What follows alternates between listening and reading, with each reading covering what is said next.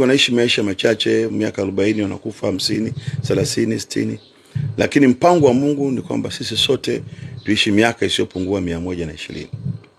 Kinachowaasili watu wengi miaka istimie, kwanza mfumo wa maisha.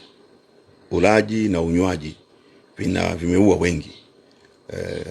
Hata uzunifu tu. Unajua wanasema mwanaume ukilala na mwanamke dakika 20 umetumia nguvu za kulima masaa 8. Hakuna ambacho kitu kinazeesha haraka wanaume kama uzinifu. Kuwa na wanawake kila mtaa. Kwanza unapata magonjwa, unapata mikosi, unajaribia heshima yako, lakini pia inakupelekea kuishi maisha mafupi. Lakini pia muhimu sana kumheshimu baba na mama. Katika zile amri 10, mheshimu baba na mama, miaka yako ipate kutimia. Kila mtu aliyekuzidi umri mheshimu. Kichwa chenye mvi kiheshimu. Na hasa watu ambao ni wazee wameshuhudiwa mema, hata wauni wanazeeka.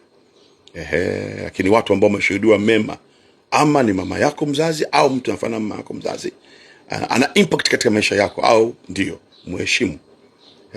Hiyo itakusaidia sana kuongeza miaka yako au miaka yako ipate kutimia. Mambo ya mishangazi achana nayo. Mungu akupelekee kufanya kazi kwa bidii. Ishi kwa jasho lako mwenyewe na Mungu Baba atasimama na wewe. Kama sawa tuseme sawa mzee upako.